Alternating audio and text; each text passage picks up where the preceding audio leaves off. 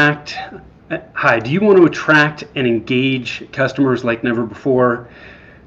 Me too.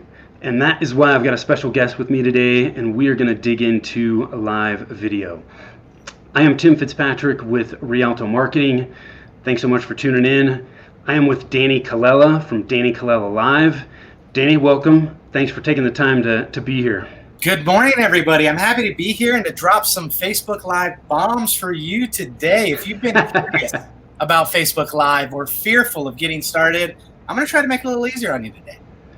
Awesome. Well, thank you for being here, man. I know Danny and I met about 2 months ago, and at the time he had encouraged me to get involved with live video, and I've been doing it now for, 6-7 weeks, and I have been amazed at the difference between our regular Facebook posts and our live videos from an engagement and a reach standpoint. It's 10x minimum.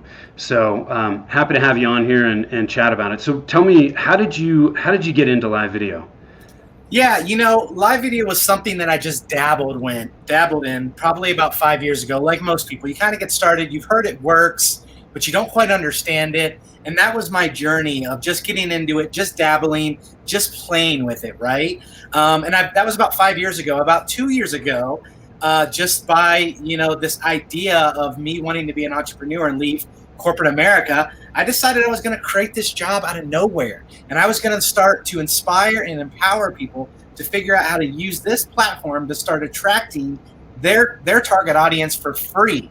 And I'm a very driven person that tries to put purpose before money, and I love helping people get what they want. And I love, just like with you, Tim, when people get the confidence to start talking about what they love and showing up for their audience to add value. Like, that's one of the most valuable things we could be doing in this market. So I just love it. It's my platform. It's all that I do. And I just love helping people. That's why. Yeah, that's awesome, man. Yeah. Thank you for that. So as people get into live video, what do you see as one of the biggest roadblocks for most people? It's the same for everyone, and I want to validate what you're going through. It's fear at the very bottom core of what's happening with you. It's fear. It's fear of, do I have good enough stuff to say? Do people even care what I have to say? It's fear of equipment. It's fear of platforms. It's fear of the unknown is what it really is, and it's the same for everybody. I'll be honest, I sometimes still feel fear before starting live. And Tim, if you're honest, probably every time right before you hit that button, there's that rush of a little bit of fear. Yeah. Live, and then it kind of disappears. But it's always the fear. And, I create platforms or things that help you learn, so that the fear of the unknown, the fear of am I good enough, the fear of software and equipment and all of it working together and looking professional like this starts to disappear, and you start to find out that you can do it. But again, it's always that fear, and the only way to beat fear is start to get the information you need to overcome it. Yeah, I think in my experience with you is you really help guide people through the process. There's a lot of unknowns, and you just hold their hand and walk them through. And it's when you have somebody like you helping, it really does help that fear go away. And I think the more we do it, right, the more I do live video, the more comfortable I get, right? And that fear does definitely start to disappear. So it's going to be a little clunky in the beginning, and that's okay. It's live video. It's forgiving. People are all right with you showing up authentically as you. If you make a mistake, they'll laugh with you. Yeah. We're all imperfect, so we might as well show people, right? Right. Oh, that's funny. What is the most common problem that you see with live video when people start to get into it? I think it's sometimes it's a lack of direction. It's a lack of strategy. It's a lack of what to do or what to talk about. There's multiple layers of creating a pretty successful live video show. The first being consistent. So I would say consistency over quality, especially when you first get started, is a key factor. If you decide you're going to do it every week, do it every week on the same day. If you decide you're going to do it bi-weekly, do it bi-weekly on the same day at the same time. But in the very beginning, it's just being consistent. It's just getting started and sticking to the things that you want to do. Secondly, it does come down to a little bit of an information gap. right? Yeah. What platform should I be using? Should I be using my phone? Should I be using my computer? How long should it be? All these questions and these things that they don't get answered are things where sometimes you bring a pro in or you bring a guide in to kind of say, hey, for your brand, if you want to do interviews, Tim, use this platform, which is StreamYard.com. If you want to do a high-end personal show, use Ecamm Live.